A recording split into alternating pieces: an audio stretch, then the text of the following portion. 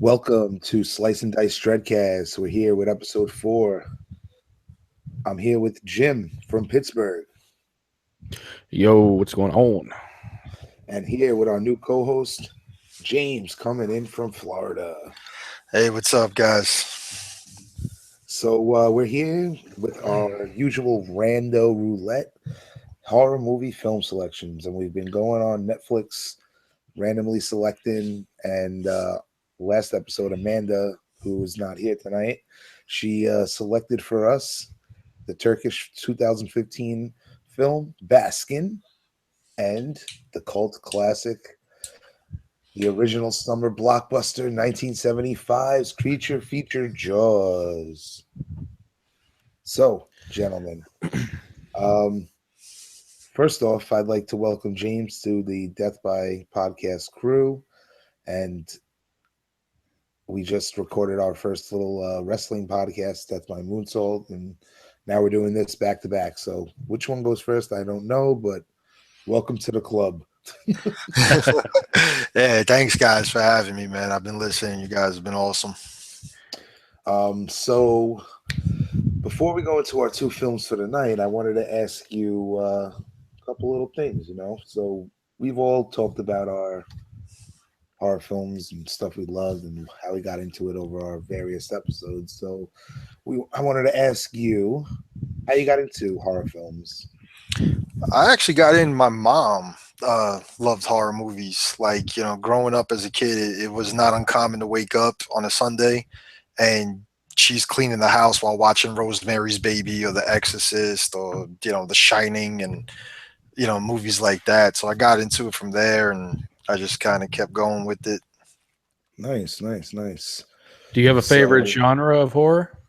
I enjoyed the paranormal stuff than opposed to the slasher, gory kind of like that kind of stuff. I like it, but it's not. I like the ghost and demons and that kind of crap better. Right. Gotcha. So what are some of your favorite films? My favorite movie of all time is The Shining. So I'm in on that. But I love the movie, The Exorcist, classics. Yeah, all the classic stuff, pretty much. Like Rosemary's Baby for me, like I just always makes me think of my mother, which is kind of odd, because that was one of her favorites, and tonight was going to be, talking about Jaws, and that was another one of her favorite movies. So, right. Shining's definitely a good pick. Jack Torrance and the crew out there have been crazy out at the Stanley Hotel, and I'll be going out there soon, actually. So that'll be a good trip out there to see that. Oh, that's awesome, man. That's a couple of my people. Being a paranormal investigator, they've investigated the hotel, and I've been asked to go out there numerous times, and I haven't gone, but I'm looking early next year to get out there, so should be fun. Yeah, I got an Overlook Hotel Room 237 keychain on my key. I saw that. Overlook. Sorry, I should have said that's movie, but Stanley is the real name. Yeah. So when you go there, we're gonna do an episode with you there, right? We're gonna record. Of course. While you're in there. So I was sitting there, and I might go out and see if I can find some big ass maze to get lost in, and then we'll do the live video. Sweet, man. So just wanted to poke around, start familiarizing our listeners to what you like. There's so many different subgenres out there, but And what's funny is I'm going to throw something out there real quick. Yeah, sure. I'm a fan of the slashers. The Michael Myers, the Jasons, the Freddys. That's my thing. Like, I love those movies, and a lot of people say it's simplistic or whatever, but I find that entertaining. I think a lot of it has to do with the fact that I live the paranormal life, and seeing it in a movie, it's kind of like, I live it. So when people say working like in a pizzeria and like going to a party and it's like, what's for dinner? Oh, we ordered pizzas. Pizza, yeah. I get pizza all day, So when you guys, when James said, he likes the paranormal thing over the slasher thing. I think a lot of that has to do with the fact that, like, obviously, for public purposes, I'm not a mass murderer, but it's something that I'm not used to, and I like seeing it's entertaining, But the paranormal thing that goes to the moving of furniture and all that shit, I've seen it. So maybe that's probably why I don't like that as much. But I think it's a nice little social thing to see why people like certain things. Like I imagine, James, you don't see that in your personal life, right? No, I mean, I've had some odd experiences. I know I've spoke to Joey about a couple of them, but not like where I'm actively out investigating. Like I heard you talking on the last one. I live in St. Augustine now. I'm originally Lighthouse. Yeah, I've been to the lighthouse. I had some cool stuff. I went there twice. They do that, they have their little ghost tour thing at night, and the first half of it they kind of walk you through and they tell you stories, and then after that you're kind of free to do what you want in there for like a couple hours or whatever. And the first time I went there, we had some really cool stuff happen. The second time I went, it was packed, and the area where I had all the cool stuff happen the first time around was closed off because they were re-renovating it. So the second time around, nothing really. Well, my wife's like little cousin or whatever, his shoes somehow got tied together under a bench that kind of conflicted with that kind of, there was reports of stuff like that happening in the area where it did, by the posed little girl ghosts that are running around in there. So that was kind of eye-opening, especially the kid was like, I think he's like 13. He looked like he was going to shit his pants. It was hysterical. But the first time around, we had some cool stuff happen. They let you rent the little like K2 meter and stuff.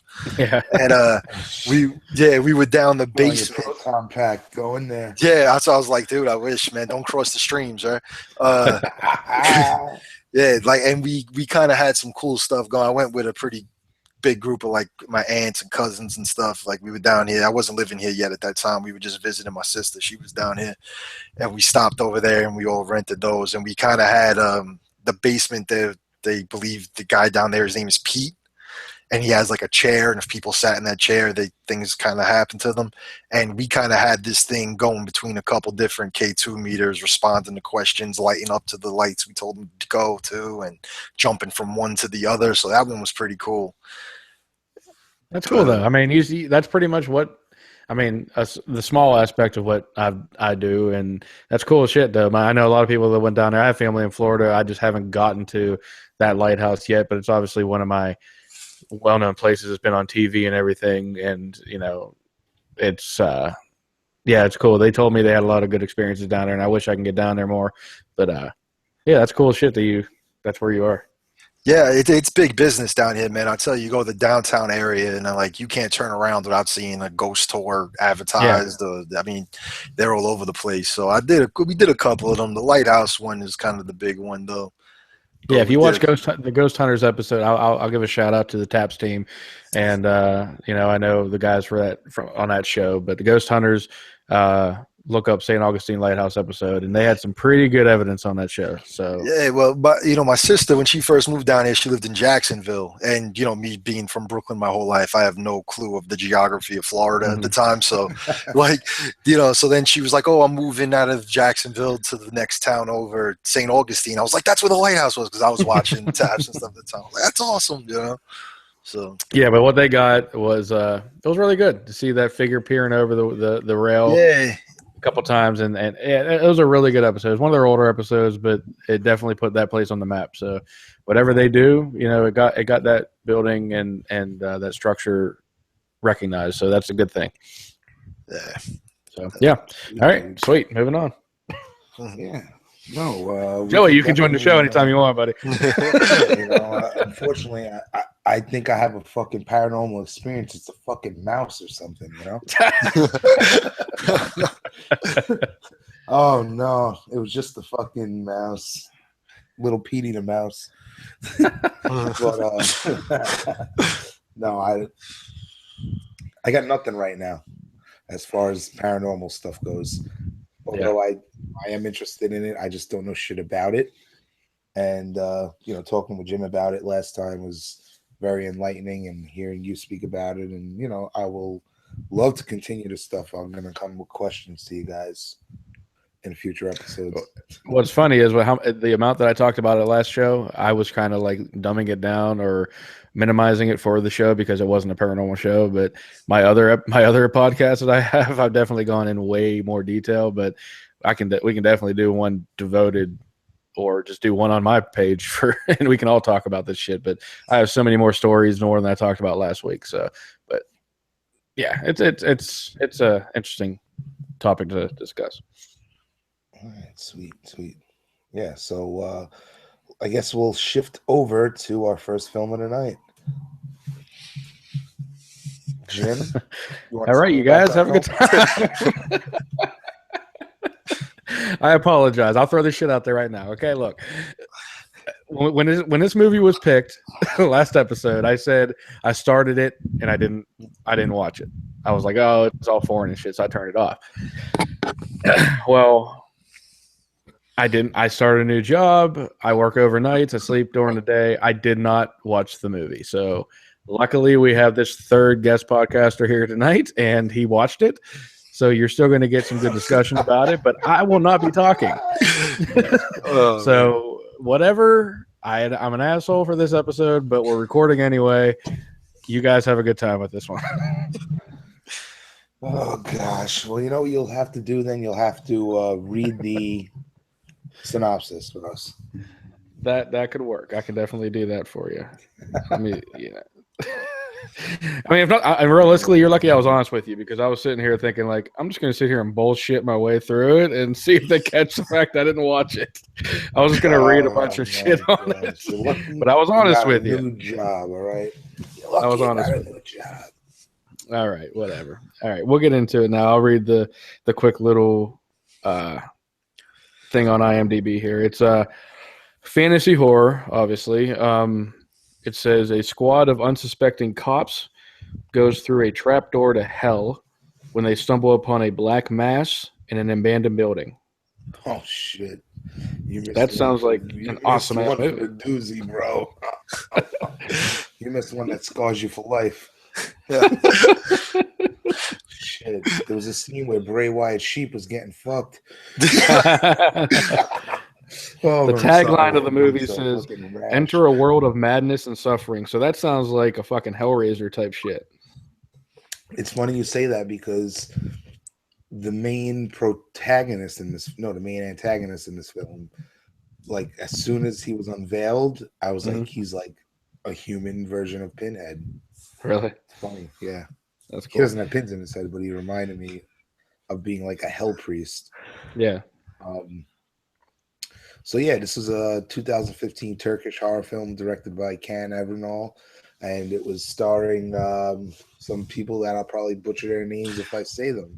But, Mehmet Karaoglu, Gorkem Castle,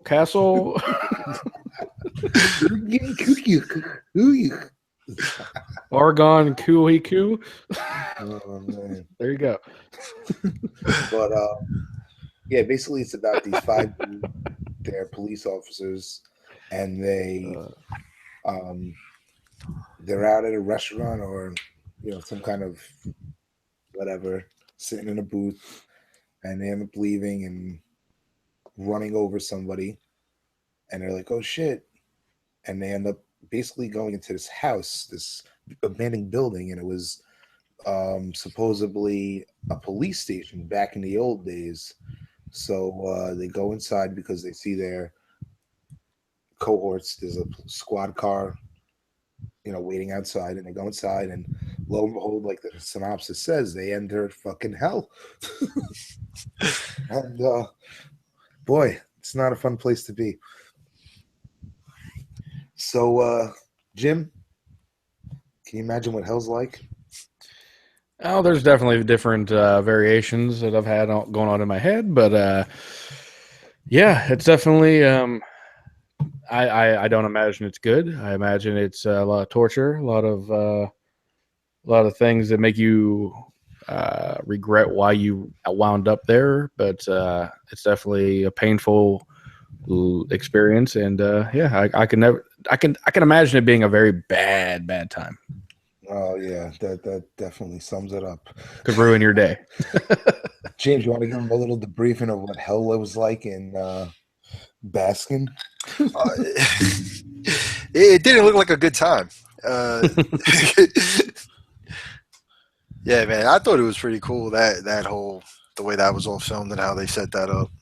Though there's just a lot of cannibalism and all kinds of other crazy crap going on. Just Yeah. bloody sex. It was. Whoa. Wait, what did I miss? You missed one brutal movie, dude. I'm going to put this motherfucker on right now while we're talking. All right, let's talk about Jaws real quick, and then we'll jump back into just started at the 50-minute mark, and then you'll be fine from there. All right, but all right. So let's get our little baseline review here. You just gave us your baseline review, James. But ultimately, this is not your classic, how you say, Hollywood film. Obviously, it's a Turkish made film, but it's done differently. It's not your classic Hollywood 3-act that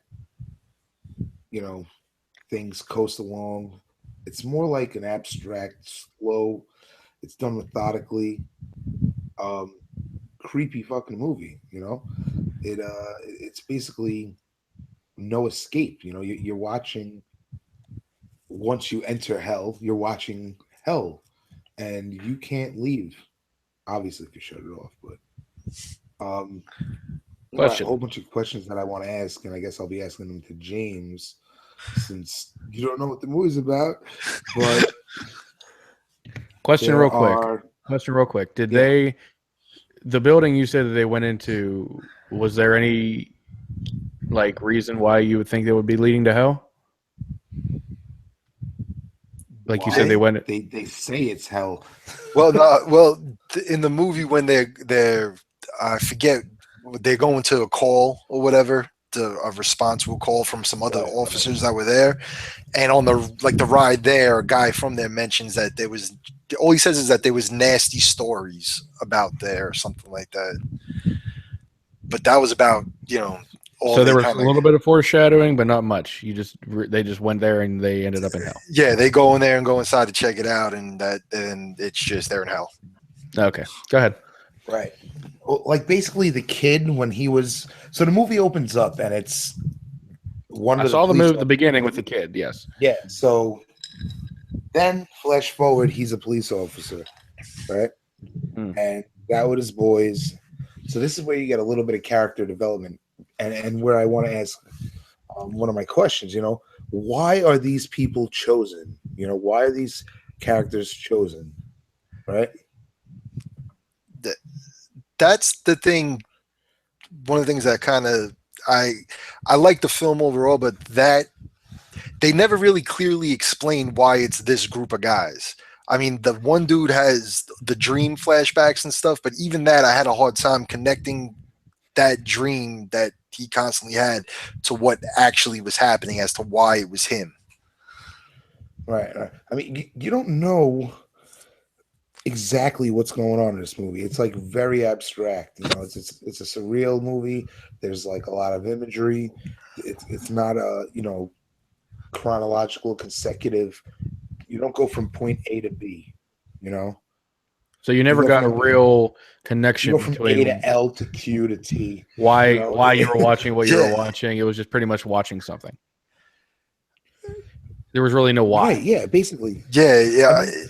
I mean, if you listen to the last episode of Death by Podcast, we talked about a movie called El Topo, right? And that movie was a surrealistic, film that was Mike hated because he doesn't like surreal films. I love surreal films. They're pieces of art. It's like a painting. So this movie, similar kind of thing, right? A lot more plot oriented than El Topo was, but ultimately same kind of concept, right? You get a lot of imagery. You get a lot of allusions to this is hell. You get dreamlike. It's dreamlike throughout the whole film, basically. Especially when it cuts to these scenes of two of the members, the guy who's called the boss Ramsey, and I forgot what that other guy's name's. Adia, something. Ardya. Yeah, Ardya. So Ardya, he's like the good protagonist guy, and Boss Ramsey is like, I guess, the leader. I don't know. I felt almost like they were corrupt cops, and he was like a Don, Boss Ramsey. That's what it was. Because to me, it's like, from reading the little thing about what the movie was going to be about, like, am I supposed to feel bad for these guys before they end up in hell? Because they seemed like they were kind of douchebags. Yeah, like they were dicks. And like, especially like that whole scene in the diner in the beginning, which to me initially kind of reminded me of like Reservoir Dogs, when they're just kind of sitting around shooting the shit. And then it goes to like Goodfellas, when Tommy, like that whole like, am I a clown to you kind of thing, when he's going at the waiter, and it's like he's treating this poor like little decrepit waiter kid like a dick. Like am I supposed to feel bad for this dude now when he's getting tortured later? Like, I don't know. Right. I felt like I was watching two halves of two different movies. The first half of the movie, I was like, what the fuck? This is like weak, man. I thought this movie was supposed to be brutal, and I was just waiting for it. And when that, I guess last half hour of the movie, last 40 minutes of the movie kicked in, they fucking delivered, bro. This shit was you were uncomfortable watching this. I don't know about you. I was it was rough, man. Like, because my wife at one point was like, "Oh, you're gonna watch movies? I'll watch them with you." And I was like, I'm glad she missed that one, because she would have been like, "What the fuck's the matter with you? Like, why are you watching this?" Because that last piece, man. But that's what I'm saying. Like the beginning, it almost reminded me of like how in Dusk Till Dawn, there's like that beginning crime part, right? And then all of a sudden, it's all the vampire stuff. You know what I mean? But at least those characters that ended up in the vampire stuff, like, I felt like there was a reason why they ended up in that bar. You know what I mean? Like, these dudes ended up in hell, and then to me, in no way, the stuff of all the dreamy crap didn't really tie into that hell part, or explain why that dream stuff had anything to do with the hell part. You know what I mean? Like, why was the original call at this place? What were they going there for? Right. I mean, it was disoriented storytelling, and obviously they did that for a reason. Look at the way the movie was made. It's literally this like dreamscape. It's just an open playing field. Any moment they could shift into fucking this guy's head, into some kind of fucking, 1 minute he's in this shithole fucking bag, people with bags over their heads, duct tape, fucking blood everywhere. It was phenomenally produced, this movie. The production value was fucking top notch. This shit looked gritty as fuck. It was dirty, bloody, and it was uncomfortable. The word uncomfortable, just because, like I said, I was sitting there and I was like, I couldn't take my eyes off of it, obviously, because it's captivating, but it's so fucking like real feeling, the brutality in there when he's stabbing him in the eyes. Oh, that eye stab thing was brutal. Like, the dude's like freaking out, and he says the dude's name, and he finally opens his eye, and as soon as he opened his eye, like that knife just plunged, and I was like, what the? Man. Yeah, and then it was sick how he called his name. He said his name, and because he had his eyes so tight, and when he said his name, he opened it, and it was just like boom. Yeah, and then that was sick. I mean, that part was rough enough, but then when he was doing like, punching his tongue into the wound in his eye, I was like, dude, what the fuck? Like that was rough, man. Jim, this character, I guess he was like, the priest, the father of this, like, I guess, cult. I don't know if they were actually in hell, if it was a supernatural. That's the thing, you don't really know. But, dude, this guy was sick, bro. Oh, yeah? He is one of the creepiest little fuckers I've seen in a long time. He's this dude. I don't know his name. I have to look at the thing. But Mahat something, I forget what I know, because I looked him up on IMDb. So, did you look into this guy? Mamet Kurahoglu. Yeah.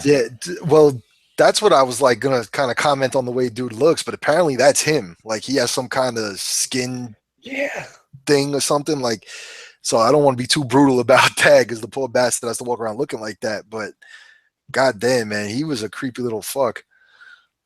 Dude, nobody could have played this role like this guy. Like you said, he has some kind of skin disorder that I don't know, but basically he looks like this old man baby person. That, you know what he reminded me of? Like, you ever see like those on the internet, like those pictures, like those crying baby masks? Like, to me, he looked like that. Like, and when he first takes the hood off, and you see that for a second, I was expecting, like, like friggin' Bray Wyatt to be under there or something, and it was this Yeah. little like baby guy. I was like, what the hell? Yeah, it was like, what the hell are you looking at? What is this? What is this guy? Is that real? Is this Yeah, thing like, a mask? Is it and, a person? and like, to me, like, I wish they kind of would have explained about that place, like the history of it. Like, the guy, like one of the cops in the cause says, I grew up around here, whatever. There was nasty stories about that place. Like, tell one of those stories. Explain what you heard instead of having like that 5 minute long like karaoke session in the van while they're driving. Oh my Which, gosh, which at the that was time, hysterical. like, yeah, I liked it. I didn't mind. To me, At the that was like the time, calm that's the before the perfect word to storm. it. Yeah, At the like, it was time, like, all right, look at these guys are having the time of their life, and I know that they're about to go into like a world of shit. it was basically like a Turkish version of an '80s montage scene from Family Guy. But in this movie, like all of a sudden they're like grooving to this song, like like, yo, it was Yeah, snapping their fingers, they have the hysterical. shoulders going, the little like shoulder The dance thing. It shoulders was, were going. It was, oh man, too funny. I was cracking up. I literally watched it again because it was so funny. So yeah, it was definitely out of place in the whole grand scheme of the movie. I went, like, look, the thing that I brought up earlier, one of the questions, like, why these people? Like, why do they deserve? All right, let's throw spoilers up. Spoilers up, up, up. Jim, turn your mic off if you don't want to hear this. So that was spoilers beautiful. are up. You gotta. Yeah. That was nice. Yeah, it's my hip hop voice. Throwing spoilers up, up, up, up, up. No matter what, you better plug your ears. Anyway, fucking basically, the movie comes full circle. And all right, so there's so many things. I'm opening up my notes and I'm just overwhelmed. Yeah, there was a ton of shit in this movie that, like, are frogs like an evil Turkish thing? Like, what were all the friggin' frogs about in that movie? I have no idea. That's the thing. I was like, are these, that's one thing, is that, like, this is a Turkish movie, so obviously certain things in Turkish culture we don't know about, Yeah. So how do you interpret that? I have to like sit down and do a semester on this or something. You know what I mean? Yeah. But ultimately, they definitely mean something. And if you think of what a frog is, we can sit here and try to start figuring it out ourselves. But it's not a snake. Right? Yeah, like, I mean, yeah. Normally, if you're gonna deal with the devil or any kind of like evil shit, they always kind of throw the snakes or some kind of insects out there. But like, frogs are a new thing. Black Phillip from The Witch. So yeah, and the tadpole to frog. I mean, we could sit there and figure that out. But the movie does something that Mike from DBP hates. The beginning is basically shown at the end. It comes full circle, and Ardia, whatever the dude's name is, sole survivor, our final girl, and he escapes the house, and a car's coming with the headlights, and he stopped going to wave it down, and boom, scene where he gets ran over. Boom. The car runs over, and it's in hell, baby. So basically, the repetition, and yeah, the you're like, oh shit, they're in hell, Yeah, because like, it's hell. To me, like, even all right, so he basically has that one dream sequence where he pulls the key out of the dude's throat after his throat got cut, right? And then he he stabs homeboy in the face. Like all of a sudden, after he grabs his key in a dream sequence or whatever, his chains are unlocked and he's able to stab the dude with the key. So he does that. He drops the guy. Then he gets the bench and he's like bashing his brains in with the bench. What happened to the two other dudes? Like the one dude, the dude, I was like eating his hair. I was calling him weird, creepy dude. Freaking flamboyant Immortan Joe. Like he just had like this like floaty kind of way about, and he disappears. Like so. And then there was the big brolic dude with the sledgehammer that clapped the other cop in the forehead. Like, this guy just killed your master, and you're basically just going to let him walk out after that?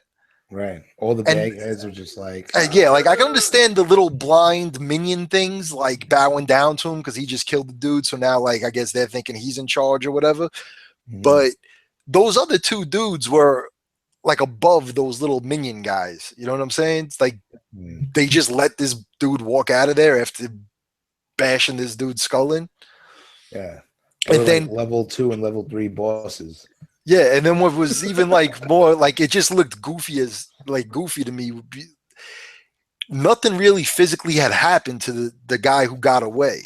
Like other than being chained to the thing. Like I don't remember seeing anything. He didn't get stabbed or hurt. But when he comes running out of the thing, he's running in like this I'm dying, like flopping all over the place kind of way. He's covered in blood. And then he ends up running on the road. And dude, once I seen the headlights come in, I was like, that's going to be the van they were in before. Like it was just, yeah, then it blasted him. But to me, well, even there was a few things like, were they having the mass and making them bang, like the dude who got his eyes cut out, they make him have sex with the chick that's wearing the sheep skull. Like, why him out of everybody? Like, if the dude who was having the dream, like, I'm just trying to figure out like why the dude got his eyes cut out. And think about the conversation they had at the bar, at the restaurant, whatever they were. Right? He was talking about how he picked up a woman and ended up being a tranny, and he still did her anyway. There's nothing wrong with that. And then the other thing that like I kind of wished that's the thing, like that scene right there and the scene in the van are the only scenes that we get of these people before they enter this house. So there's no real fleshing out of these characters. You don't give a shit about them. Even the only thing, the kid who you see him as a little boy, he's the only person you give an inkling of about. And for some reason, the boss, I don't know, he was like almost like this apathetic, sympathetic, weird character almost. I don't know. Well, the thing, the one dude, the only dude who I kind of felt bad for was one of the cops. He goes into the bathroom and he's like washing his face, and you see the dude with the hood in the mirror behind him. And as he picks his head up, like all of a sudden they hear screams and they go and find him, and he's like freaking out. Like that dude, you kind of felt bad for, but he had nothing to do with the rest of the movie. You know what I mean? Like other than what happened to him, I don't remember. He wasn't he the one who got his like intestines pulled out real slow? He was the one who got hit with the hammer, right? He was like wrapping it around. Yeah. Because they get to this building and they walk in one of the first rooms they go to, there's a cop who was, I guess, the cop who sent the distress call out, or one of them, just standing in the corner, banging his friggin' head into the wall. So, like, what happened to that guy? He didn't get, he tried to bring him outside, then he ended up getting hit with the hammer. Joey, what the? I think the hammer guy got Joey. Oh shit! No, I was gonna say, Arya at one point had the same kind of thing on his forehead too. Yeah, but I don't know where it came from. Well, the dude gets the blood, and you get the sense that this Arya dude is like the chosen one because of the dreams and because everybody else meets this like brutal fucking demise, and all he gets is a bloody thumbprint on his forehead. But like, if he's the chosen one, a bloody thumbprint. Yeah, like, but if he's the chosen one, why isn't he the one trying to knock up the girl with the sheep skull on the head? Right.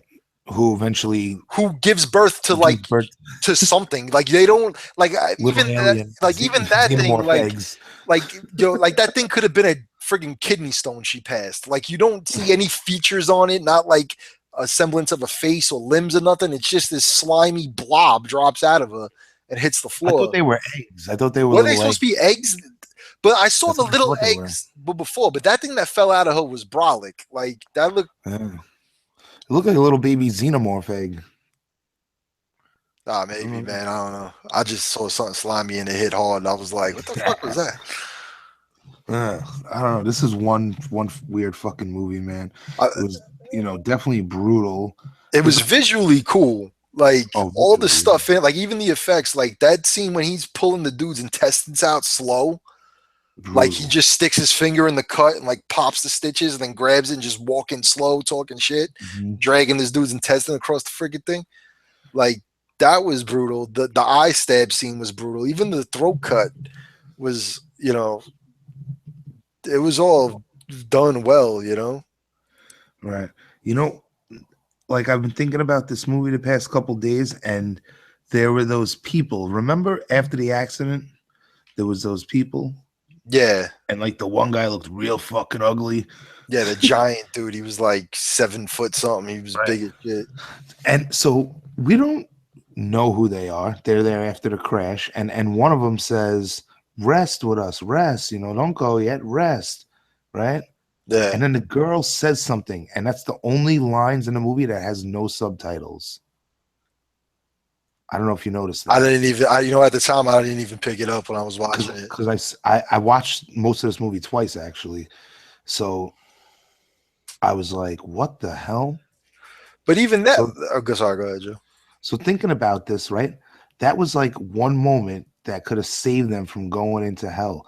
And these guys were just so in tune with their own default setting, just focused on getting there, you know what I mean? Rather than taking a moment and just, I just got in a car accident. Hold up one sec, Yeah. It could have prevented them from, But they were even kind of like the same way with the waiter in the beginning. They were even kind of giving that one dude with those people like a hard time, like just being like bully types, So right, yeah, I mean, that's what it's saying. It sets up who these guys were, and only really that one guy who got his eyes cut out was the real fucking the biggest asshole, because he's the one who started the fight with that guy, Yeah. And he has to do all the fucking most brutal stuff. So, he got the biggest, I guess, penalty of them all, because if you have to relive that hell every time, he's the one who's getting the brunt of it. Yeah. Archer's not getting it that bad. He just has to live through some horrible imagery the rest of his existence. But he's not getting hit with actual physical torture. Yeah. The thing that also kind of, once they get out of that initial dream sequence, when it starts, the dude with the hood on brings that bucket of meat to the back door of the restaurant, and the guy takes it.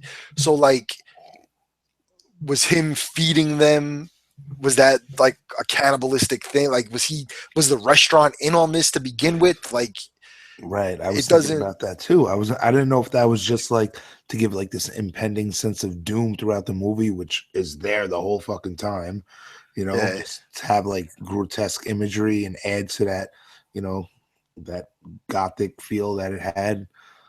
It really had a gothic feel to it, that movie. That, the outside of that police station, it looked like something out of a fucking Edgar Allan Poe poem. You kidding me? Yeah. So, I guess this is a pretty interesting movie. It kind of reminded me of Martyrs, where it was one of those movies that has a big message and it's, covered with sheer brutality, like melted like mozzarella all over the message, Oh man. But like we could sit here and keep talking about this movie, picking it apart, Yeah. I mean, if I just take something out of my notes right here, you know what I mean? Like, oh, here's a question: do you like surreal dream like films? Right? I don't know. This is a journey. This film, you don't go from A to B to C. It's a clusterfuck of non-traditional filmmaking, right? Yeah, it is a bit just everywhere. I mean, and visually, I thought it was awesome, especially that after the crash and he's like in the water floating and that giant hand is coming, like again, kind of showing like what the fuck was that? Like this dude's the chosen one, but like I said, him being the chosen one kind of leads to nothing. other than It him was almost escaping. like God was grabbing him, and if he would have died, he would have been with God. Yeah, it was strange, man. But it was, Right? but visually, that scene looked awesome. Yeah, that scene did look. The hand looked really good. This was a really, really well-made film, top-notch production value, and for having a wacky ass fucking time. Timeline, the way the way it flashes around and jumps around, the direction was, you could understand it somewhat. It's not like you're totally out in left field, like, huh? You're definitely Yeah, saying huh, but you have an idea of what's going on. because even the boss guy was like his uncle that when his dad told him to protect him or whatever, and he ends up being the one with the key in his throat that he pulls out Right, to right, kill the priest guy. right. That was. I thought that looked fucking amazing. Yeah, It that really did look looked good. good. I mean, you got tons of ambiguity, tons of imagery. You're left with a lot of different questions. You know, it does have disoriented parts, but one thing we haven't mentioned: the score, the music in this film is fucking nuts. Yeah, even from the beginning, man, I was digging it. And then, like I said, that scene in the call where they're singing, like to me, that was awesome. And at the time, I was That like, was a dream in itself. yeah, and it went on for a minute, man. They did like almost that whole song, and it was, Yeah. the music was dope. So, all right. Well, let's give our last words in our rating. So you want to start that? Yeah, you want to throw the rating out first, or just? Yeah. Well, whatever. It doesn't matter. However Yeah. you want to do it. Well, I'm probably gonna go. We do the zombie head thing on here, right? Zombie So heads. yeah, so I'm gonna go with uh, probably 3.5 zombie heads because I really enjoyed the movie overall, but I just kind of wish some parts of it made a little more sense, so they tied it together a little better. And the couple like unanswered question type stuff, I just was a little like, huh, or like just gave us a little more to put it all together. I would have liked, but overall, I thought it was awesome. It looked amazing, and the gory stuff was like extra gory, and it was awesome. Yeah, I'm gonna have to actually agree with you. 3.5 zombie heads for me too. This movie is the epitome of slaughter. It's disturbing, it's graphic, it's powerful. It hits you right in the fucking balls. It slaps you right in the tits. There is no escaping this one when you put it on. Um, I love the whole Turkish influence. I wish I knew more about the culture to see if there was like some kind of sublingual thing going on beyond. And I'm sure there is if I sat down and took the time to really dissect and do my research. But I'm not fucking doing that. I got a million other things going on. I like that whole little family that could have saved them. They were almost like angels. That's what I kind of interpreted them as. I like the unpredictability factor when you're watching. You don't know what's gonna happen, man. You do not know. So and like you said, it's gory as hell. It looks fantastic, and although it loses points because of the dysfunctional jumping around, it ultimately gets 3.5 zombie heads. It's a good movie.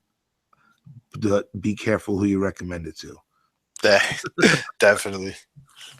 I don't think this is one for your mom to watch on a Sunday when she's cleaning. Nah. I think. All right, so beautiful. All right, so Jim, you awake over there? Oh yeah. Hey, what's up, guys? How you doing? Good. I'm here. How about we do the roulette before we head on over to Jaws? Let's do it. Wake you up a little bit. All right, I'm laying on the floor, so let me get up and open up Netflix. You doing yoga over there? I'm just laying on the floor like a beach whale. So we're gonna do Netflix again. We're talking about doing Shudder, but we're gonna give Netflix another round. Yeah, after this episode, we'll see if we can move over to Shudder and find some more horror.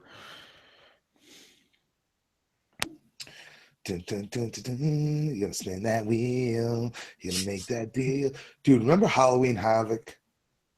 WCW. Spin the wheel. Oh yeah, make the WCW. deal. Hell yeah, that was Dude, that's my favorite I'm pay-per-view telling you, ever of everything. Lucha Underground this season was doing this guy Dario Cueto is like the owner of Lucha or whatever, and he has Dario's Wheel of Doom, and he's spinning it for different matches for a while. It was awesome, man. Mm. I'm telling you, Oh, that's if you don't watch Lucha cool. Underground, go find it on Mhm. Netflix or steal it off of wherever. But it's a great show. No, we don't steal things on this. Nah, never. No stealing. No stealing. This No, no backwards. Wah, wah, wah, blah, blah, blah. Sorry, we have to say that. Yes. All right. Disclaimer. so Disclaimer. No stealing. let's get between 1 and 6, and then 1 and 30. 1. 1. Mm-hmm. And 17.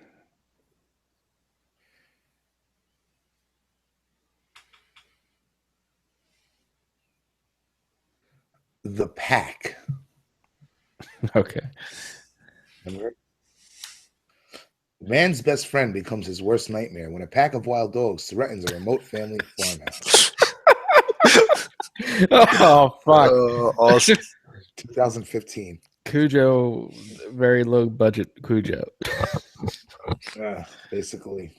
All right. The Pack. The That's gonna be the PACK. first one. Yeah, PACK. Okay, let me put it on my list. Okay. Okay. James? Yeah, James, give him. Come on, baby. Give us something good on here. What is he going between one and Between 1 and 6? 1 and One and 6? six. 2. 2 and 1 and 30. 22. 22. Oh, I just passed Cujo. Dog Week next time on Slice and Yeah. Dice. Oh, you pet lovers out there. The Silenced. What? Was that? The Silence. I think this might be a J horror film.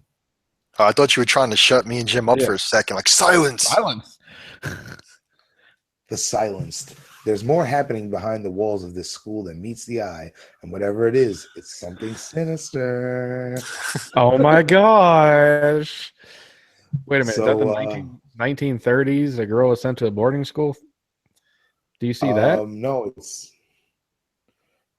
maybe it's a remake of that. It's 2015. Asian? Yep. Why do I have a different fucking summary? I don't know. I'm on Netflix. That's the summary it's giving me. 99 minutes? It's not something I had, right? Right? Huh? That wasn't the summary I had, was it? No, I don't know why. What was the name of the movie again? The Silence? Yeah, The Silence. the picture is a bunch of like Chinese girls.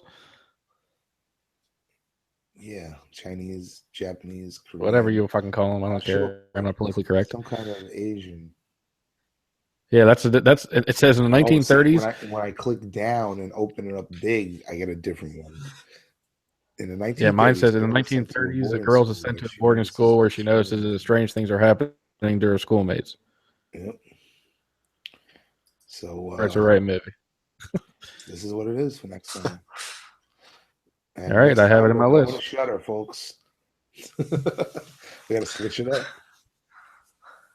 So, all right, The Pack and the Silenced, 2 2015 films that begin with the article "the."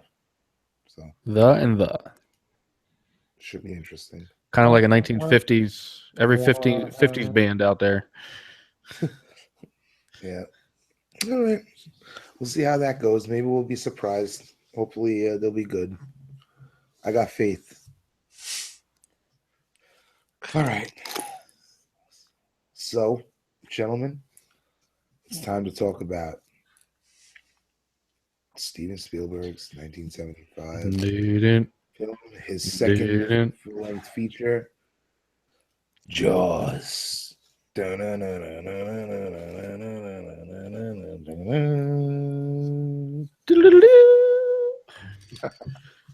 need a bigger boat. We're gonna need a bigger boat. Is right. Well, do we need to give a synopsis of this one? Honestly, I'm going to say yes, just because of a lot of people really have not seen it. I mean, normal people, I guess you can call them. I know a lot of people that did not, like, they've seen like on TV and they watch like snips here and there. This movie is fucking awesome. Yes. Real quick. And what's funny as shit about it is because it was made in 1975, it's rated PG. That's right. But Spielberg, man, one of the major influences in PG-13 film.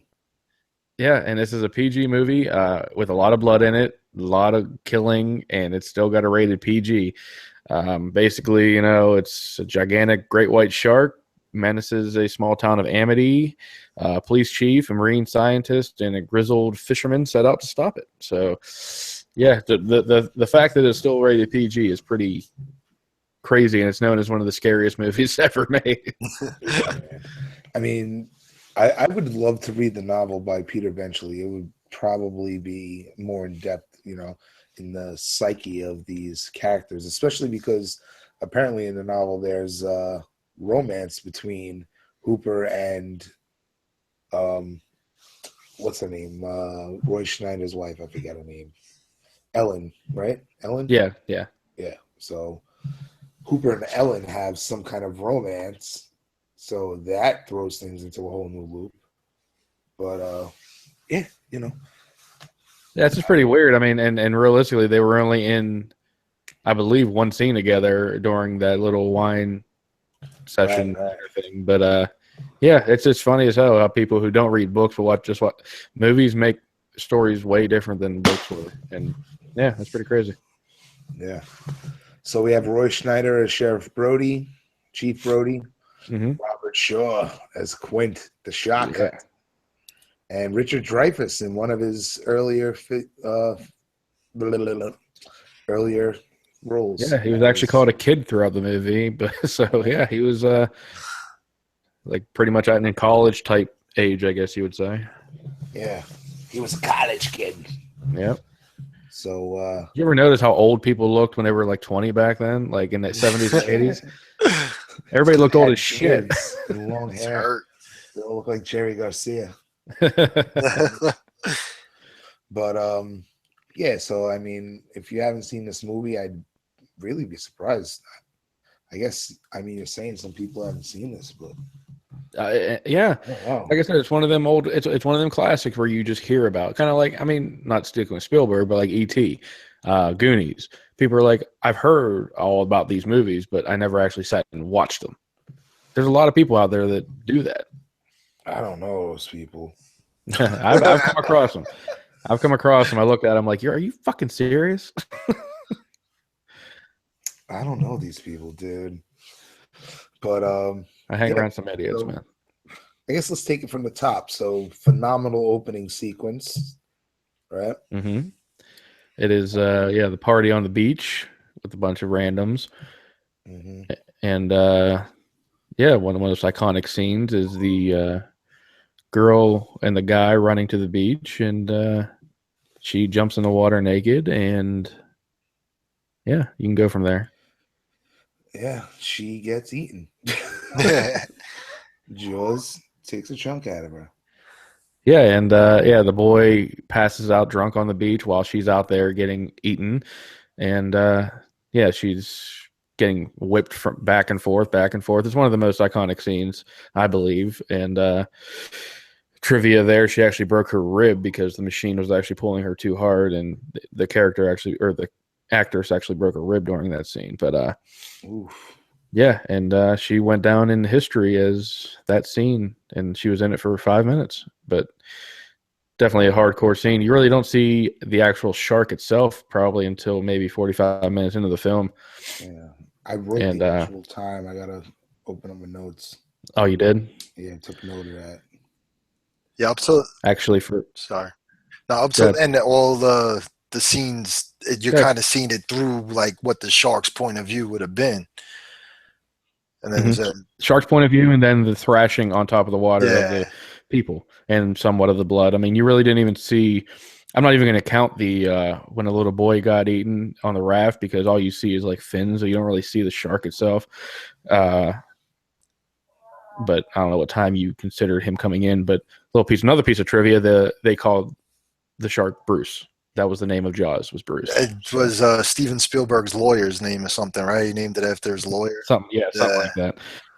The shark, yeah, obviously. So, yeah, Bruce was what the crew called it during the movie. I think that's how the shark in Finding Nemo got its name too, right? Yeah, If we yeah, throw the cartoons out Bruce.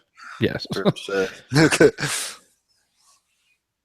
Interesting. And this, yeah, it was do you have that time whenever the It says over an hour in our first shark sighting.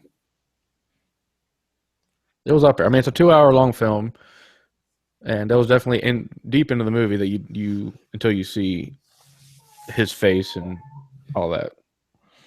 I gotta run upstairs. Give me a couple minutes. I'll go right back. All right. That happens. Yeah, man.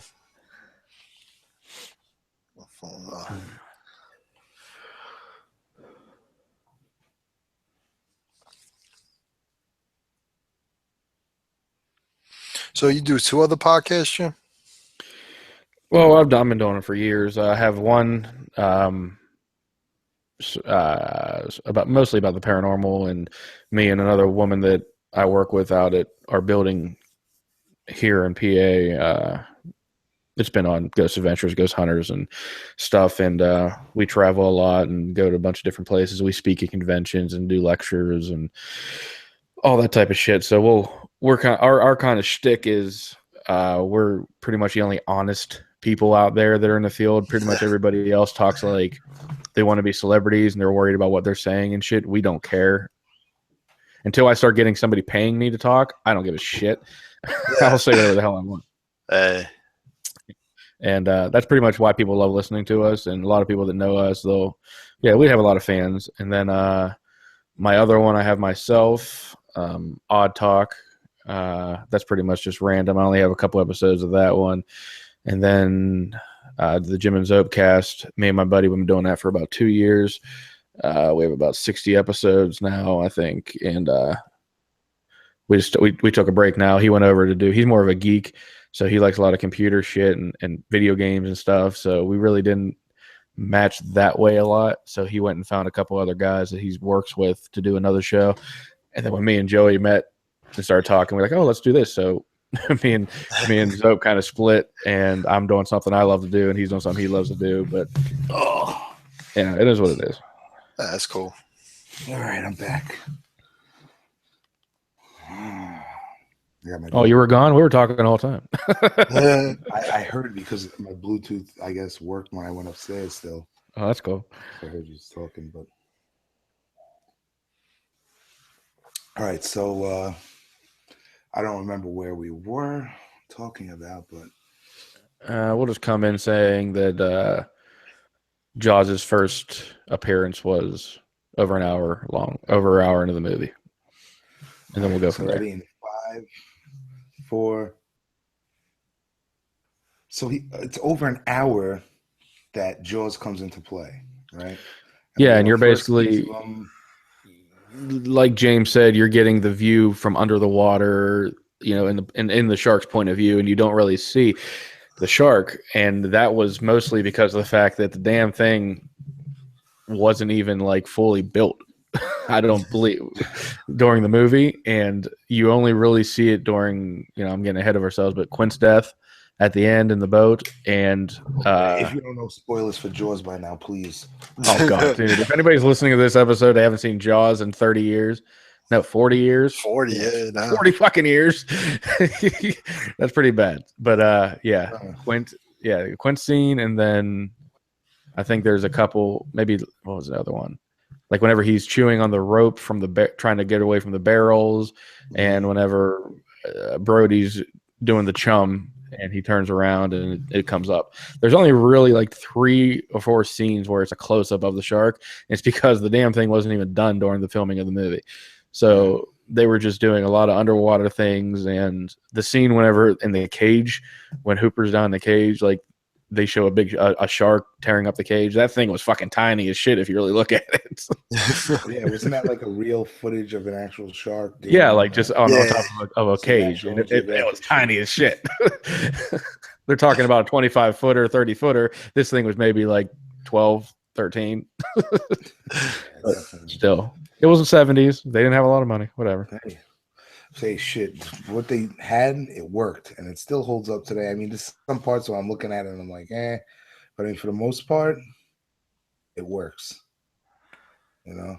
Well, I mean, the movie came out like 40 years ago, and people still, use it as a reason to be afraid to go in the water at the beach. Like, oh, you ever see Jaws? Like, it's. There's this one picture on Facebook I've seen where into that.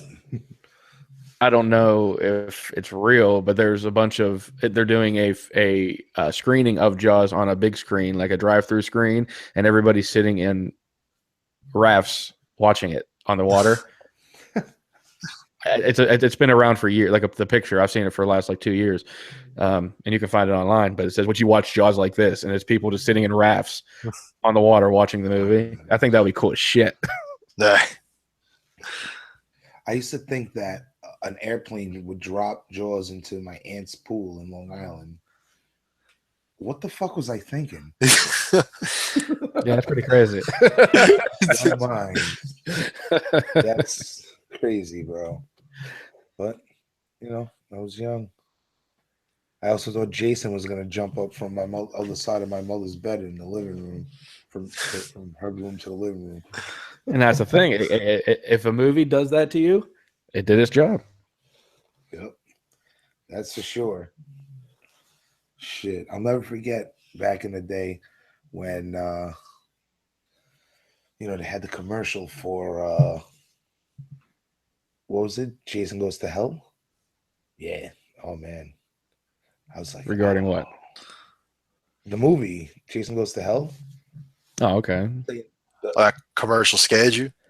Yeah, the commercial scared. I was like trying to figure out where you're going. Yeah, I didn't know what you're talking about. Like, okay. I guess that made sense in my head. I mean, that was 1993 when that movie came out, but yeah, I was only 9. Great movie, man. Not really, but still. Better than some of the other ones. Well, shit, yeah. But we'll go into that.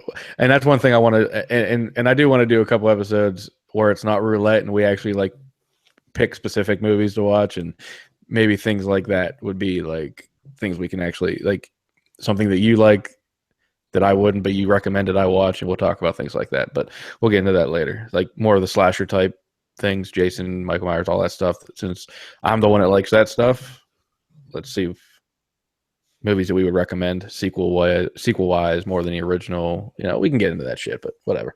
I was just thinking about that. Get into all that shit. We'll see what happens. We can go so many different directions with this fucking show. That's why I love it. Oh, I love it. Do what we want. Right now we're rouletting. Maybe we'll dice it up and get specific. Slice it up. I just wish that people would comment and interact. People are so shy to hear it. I mean, people listen, they just don't want to be heard. Like certain points, certain times, there's like a lot of activity. It just surges, and then like mostly during the day, I guess everybody's working and shit. Yeah, no, I get it. But whatever. Let's get back to Jaws. Yeah, we're going off on a tangent. Always. You mentioned Jason Goes to Hell. You throw me out, and you get me into another fucking. Thinking about doing fucking other fucking movies. I'm working on our next 5 episodes now, but all right, go back to Jaws. Yeah. So I mean, obviously this movie is Spielberg's. Launched his career. It was his second movie, and I mean, some of the shots in this film are phenomenal. You get like shots of Brody on the beach. It's like Chief in the ocean merging. Oh, it's phenomenal. Like that scene with the crabs on the body. You get these beautiful, gorgeous shots when they're out on the orca overheads. Oh yeah. So he's obviously the cinematography's on the money. Especially that one part where the boy in the raft gets eaten, and like the camera just pans to Roy's face, and it's just like, boom. So, oh shit. That is and phenomenal, then man. and the way the blood was spurting up in the air and shit kind of reminded me of like Johnny Depp's kill in Nightmare on Elm Street. It's like shooting up out of the fucking water and shit. But yeah, that was pretty cool. But and I don't know. I'll just there's a lot of different scenes that were shot very well in this movie that just brought you into the scene, and it was great. Acting, A+. Cinematography, I mean, Oh, I agree. phenomenal, bro. I agree. Phenomenal. That scene with the father and the son mimicking each other, Chief Brody and his son. Even that, just like shots of the little boy just crying on the beach during all the madness. Just a 1 second shot adds so much depth to those scenes, Yeah, and it really makes you realize that the character of Roy Scheider, Brody, is why he is doing what he's doing, why he is so and into what's going on. He has a family to protect, and he doesn't just want to run from it. He's a protector. He wants to save the people, not just his family, but everybody. And then you see the vulnerability of his family, and even though his fear of going onto the water, he still agrees to go onto the orca and try to find this thing and kill it. And it's so much depth that it's not just a shark killing people who, when you watch something like this, you have to really read into what they're trying to tell you. And the story was this guy, as scared as he was, trying to make a difference and stop this from happening. And I know the one scene where his wife asks him, we're going, go home or get him home. And she says, back to the city. And he says, no, home here. He could have left, and he didn't want to. He still wanted to go out there and do this. So yeah, there's a lot of depth in this movie. It's definitely not a simplistic movie. Right. Also, like, if you look at when they go on the boat, even before they go on the boat, if you look at Hooper and Quint, right? They're basically old school versus new school, right? He's an old school shark hunter. He does it old school style. Hooper's got all his fancy technology and stuff. So there's that little bit of subtext going on over there too, And then you have Mayor Vaughn, right? That's the name, Mayor Vaughn, whatever the hell his name is. The mayor, right? Yeah. This is his town. He doesn't give a shit. He's worried about the town making money. Slimy bastard. Real estate mayor. The two scenes when he's at his worst, he's wearing that stupid anchor suit. Yeah, he just didn't care. He's like, we make our money on the 4th of July, blah blah blah. And yeah, it's sad, but that was real. This town makes their money like on a weekend for the year. You can't just shut shit down. But he was getting people killed, man. He was a dick. Another thing, like little things like about sharks and stuff, like when he's reading the book and he talks about how, a fish in distress, and then you see the shots of the people in the water in distress. It's like when he's reading that book and he's talking about fish in distress, you can't help think but human in distress, even though it's not a human, just because of the movie, things like that. I think are amazing. The whole thing, the theory, territoriality, it's a rogue shark. It'll just stay there until the food supply runs out, all that kind of stuff. He's a knife eater. All this shit is fucking great. And that's why I love. There's one scene where he says, "Isn't it true that most shark attacks happen in shallow water?" And Hooper's like, "Yeah." And and there was one. If you listen to the comedian Bill Burr, he has a thing where he says a joke about, all these guys talk about shark attacks and shit happen in shallow water. And I'm like, and he was like, that's where the people are. Of course there's going to be more attacks. Nobody's swimming out in the middle of the ocean. It makes sense. So it's kind of funny. Like, of course, there's more attacks. There's more people. It's kind of like, what does it say? You put a pool in your backyard, you automatically increase your chance of drowning. But that was funny. It's like, and things about shark attacks is that it's more of a fear thing. But obviously, if somebody's hungry, you go to where the food is, and that's just what it is. This wasn't really a crazy idea to me. Like, oh, there's big ass sharks near shallow water killing people. Nah, that's normal. I mean, that's why sharks do that. It's just funny the way he said it. Like, of course, there's more fucking attacks. It's on shallow water. That's where people are swimming. Right. And that part where he talks about, Quint was part of the USS, the Indianapolis. Indianapolis, yeah. Like I never realized that when I was a kid watching that movie. Like, you realize so much shit. I haven't watched it in a while. Yeah, that's my favorite scene in the whole movie. Is that whole dialogue right there where he goes and talks about that. And you were saying before how like Hooper and Quinn kind of like old school, new school, kind of at each other's throats. Who even like threatens to leave at one point because the way Quinn's treating him. And then once he hears him tell that story, he's like, you were on the end. Like all of a sudden you could kind of see like a respect almost gained for him. And even with Quentin talking, like the way he kind of looks at Hooper when he says that, you could see like, all right, maybe like now you get what I've been through and we could be cool. Like I think there were a couple scenes where that relationship was growing, because even though in the scene you're talking about where he says, I'm going to leave, I don't need this shit, blah, blah, blah. And Quint was telling him, you're a college boy or you're a city boy. And he asked him to tie that knot, and he tied it real quick and he threw it at him. And Quint didn't even look at it. He just threw the knot away and grabbed his hand, said, you have city hands, blah, blah, blah. And then they were showing their scars and shit. And before he told the story about the Indianapolis and everything, before that, he was definitely showing that he knew what he was talking about. And Quint was, even though in the beginning of the movie he said, I don't need anybody on my boat, but yet he let these two come on his boat. I think he knew deep, he knew that he could use them, but he didn't want to seem like, hey, I need you, but I'm not going to act like you can't do anything. He knew that the new style could probably help him with the tracking and all that stuff. And then, their relationship grew throughout the film. And new school will move on forward. It's all symbolic. It's all symbolic.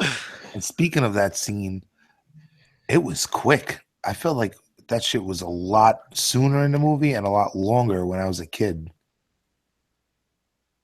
Which one? I don't know about you guys. When Quinn gets eaten. Oh, when he gets eaten? Yeah. I agree. I kind of agree. Yeah. It felt a lot longer when I was a kid. And it felt like it happened a lot sooner. It was literally like the last 10 minutes of the movie.